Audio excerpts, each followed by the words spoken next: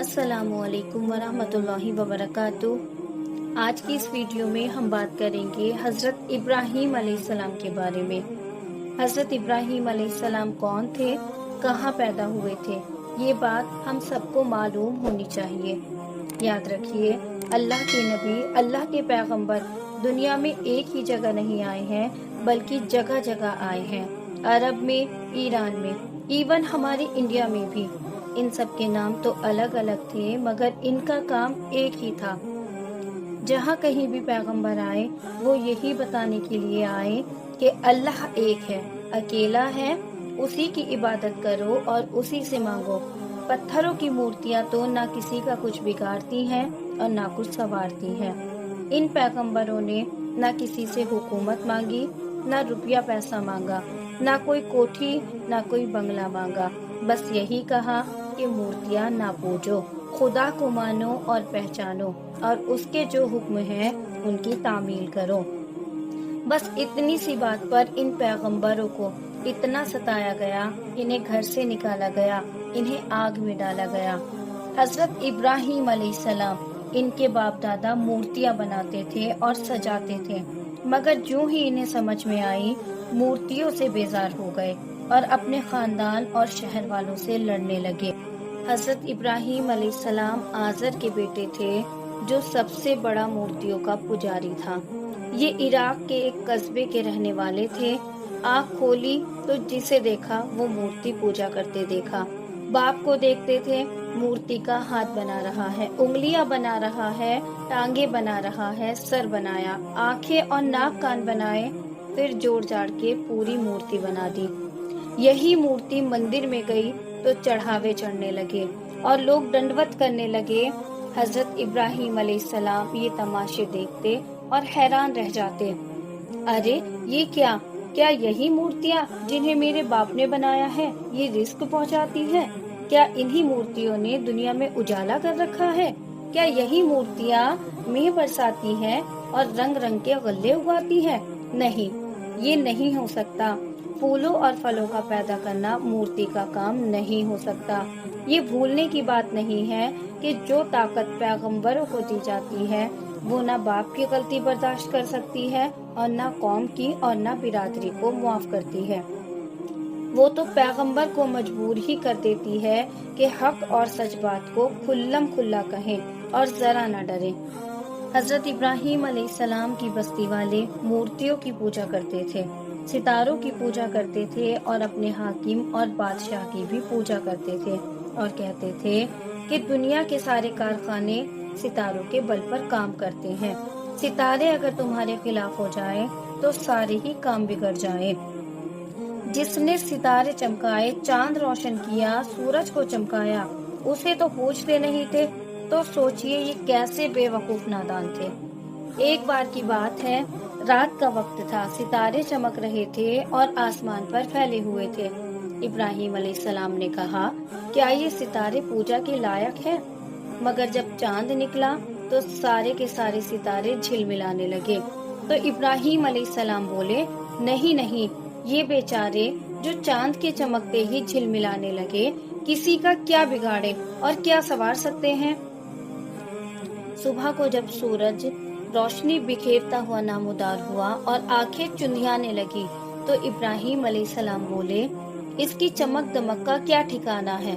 और जब सूरज डूबा तो इन्होंने कहा, ना सितारे, ना चांद, ना सूरज, इनमें कोई मेरे रब की हमसरी नहीं कर सकता। मेरे रब को कभी फना नहीं है। आसमानों और जमीनों का बनाने वाला और पैदा करने वाला बस अल्लाह ही है।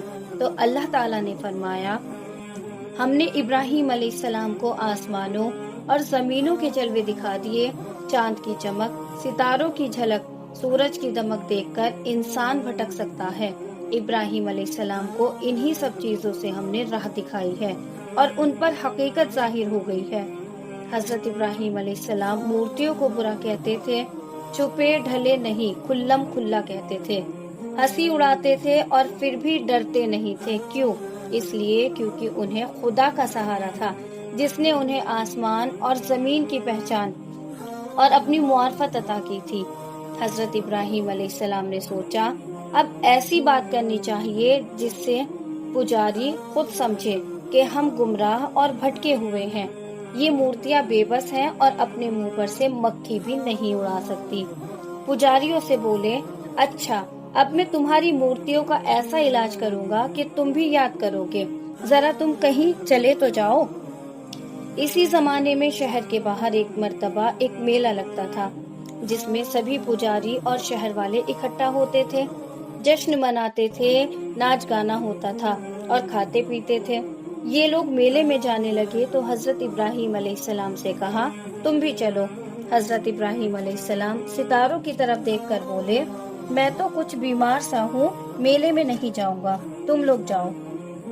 बस्ती वाले जैसे ही मेले में गए तो हजरत इब्राहिम अलैहिस्सलाम हथौड़ा लेकर मंदिर में गए। मंदिर में मूर्तियां सजी हुई थी, कोई छोटी तो कोई बड़ी। हर एक की अलग अलग सूरत और अलग अलग रंग था। उनमें से एक मूर्ति जो सबसे बड़ी थी। मूर्तियों के सामने चढ़ावे की मिठाइयाँ थी, फल थे और रंग रंग के खाने थे। हजरत इब्राहिम अलैहिस्सलाम मूर्तियों से बोले, अरे तुम चुपचाप क्यों हो? इन चीजों को खाते क्यों नहीं हो? मगर खाएं कैसे? तुम्हें तो खाने की ताकत ही नहीं है, तुम कर ही क्या सकती हो? फिर हथौड़े से किसी का हाथ तोड़ दिया, किसी की आंख फोड़ दी, किसी की नाक बिगाड़ दी और किसी का पाँव तोड़ दिया। हजरत इब्राहिम अलैहिस्सलाम ने बड़ी मूर्ति नहीं तोड़ी और हथौड़ा बड़ी मूर्ति के कंधे पर रखकर मंदिर से बाहर आ गए। अब थोड़ी देर के लिए सोचिए कि पूरी बस्ती वाले मूर्ति पूजा करते थे, छोटा बड़ा सब भटका हुआ था। बादशाह अपनी दौलत के घमंड में किसी को खातिर में ना लाता था, मगर हजरत इब्राहिम अलैहिस्सलाम उनकी ताकत से जरा भी नहीं डरते थे। इसलिए क्योंकि पैगंबरों को खुदा का सहारा, खुदा की दी हुई कुव्वत हासिल होती है। अब जब गांव के लोग और पुजारी, अमीर और गरीब मेले से आए और मंदिर में गए तो देखकर कि जिन मूर्तियों के सामने ये दंडवत करते थे, पूजा पाठ करते थे, मुंह के बल पड़ी है, किसी का हाथ टूटा है, किसी की टांग नहीं है, किसी की आंखें और किसी की नाक नहीं है और बड़ी मूर्ति के कंधे पर हथौड़ा रखा हुआ है, तो ये एकदम से चीख पड़े, अरे ये क्या हुआ? ऐसा कौन था कि जिसने मूर्तियों को बिगाड़ा है?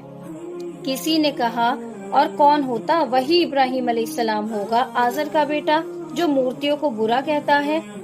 हजरत इब्राहिम अलैहिस्सलाम को बुलाया और पूछा तो उन्होंने कहा, मुझसे क्यों पूछते हो?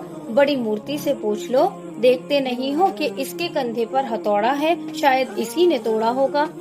ये सुनकर पुजारी एक दूसरे को तकने लगे और जी ही जी में शर्माने लगे। फिर बोले, इब्राहिम अलैहिस्सलाम, क्या तुम जानते नहीं हो कि ये मूर्तियाँ बोलती नहीं है? हजरत इब्राहिम अलैहिस्सलाम ने कहा, फिर भी तुम्हें अकल नहीं आती? अफसोस है तुम पर और तुम्हारी मूर्तियों पर कि ना बोल सकती हैं और न किसी को फायदा पहुंचा सकती हैं और न किसी का कुछ बिगाड़ सकती हैं। पुजारी और बस्ती वाले हैरान थे कि जवाब दे तो क्या दे। आखिर खिसिया कर बोले, इब्राहिम अलैहिस्सलाम को सजा दो, इसे जला दो, इसने मूर्तियों की बड़ी तौहीन की है। अब ये सारा वाकया बादशाह तक पहुंच गया।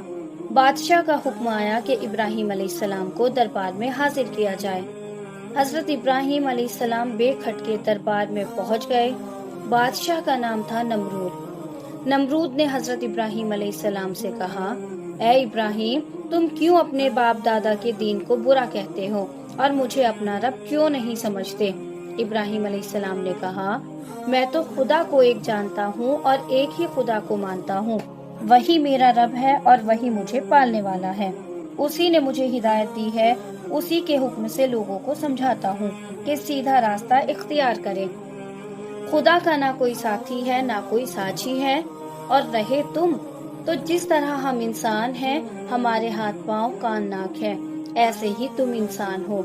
रहे तुम्हारे बुत, तो ये गूंगे बहरे लंगड़े, ये तो एक ढांचे हैं और पत्थरों की तराशी हुई मूर्तियां हैं, भला कैसे खुदा हो सकती हैं?